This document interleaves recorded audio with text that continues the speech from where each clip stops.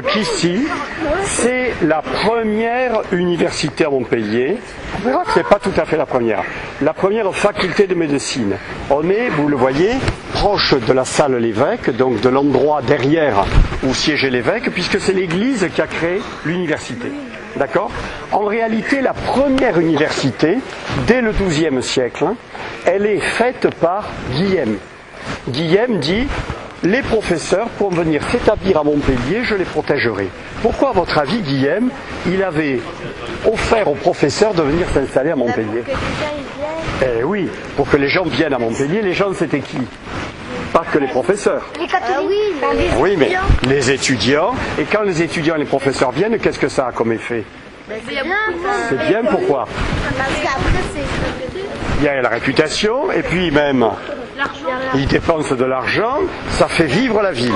Quelques dizaines d'années après, l'Église catholique va prendre la direction de l'université. On va aller à la faculté de médecine, et je vais vous montrer comment était un examen au Moyen-Âge et comment il est aujourd'hui.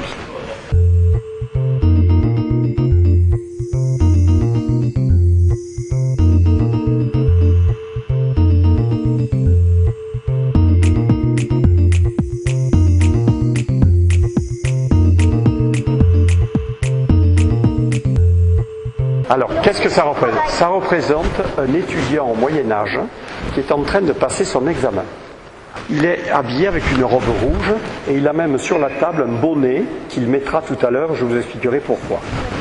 Donc, vous voyez, ce jeune étudiant présente sa thèse ou son examen devant le jury qui est composé que des ecclésiastiques et ça se passe ici, ça se passe à la salle Lévesque, là-haut sur Montpellier, sur l'autre colline. Évidemment, aujourd'hui, je vais vous le montrer, c'est fini. On ne passe plus les examens devant l'évêque, ni devant des religieux. On passe devant des professeurs comme moi. D'accord ? Voilà ce qu'on appelle la salle des actes. Là, on voit ceux du XVIe siècle, ils ont souvent la barbe et les cheveux courts, alors qu'après, ils vont porter la perruque, vous voyez ? Vous voyez, avec une perruque très longue, comme le roi Louis XIV. Il y a des arcades. Ici aussi, vous voyez que ça a été fermé. Donc c'était le cloître tout le tour. On est dans une cour avec l'église là et la faculté ici. Donc vous voyez. Et là-bas, oui, si vous voulez. Et là, on ira, ça a été construit après, c'est le théâtre en anatomie, c'est là où on fait les dissections sur les cadavres.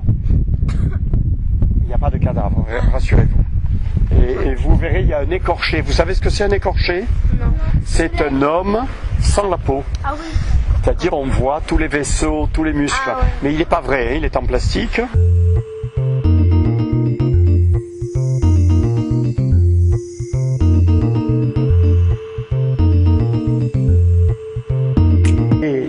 Il a été fait pour être un théâtre d'anatomie, c'est-à-dire où enfin on pouvait faire la dissection. Alors, voilà la table de marbre sur laquelle les apprentis amènent le cadavre. On l'allonge. Là, malheureusement, je ne peux pas le soulever. Derrière, il y a un siège en marbre où s'asseyait le professeur assez élevé avec une baguette. Et il disait aux apprentis, ouvrez. Avec un couteau, ils ouvrent le ventre. Sortez l'estomac. Et il montre avec sa baguette l'estomac. Et on montre. Tous les étudiants qui sont là, regardez.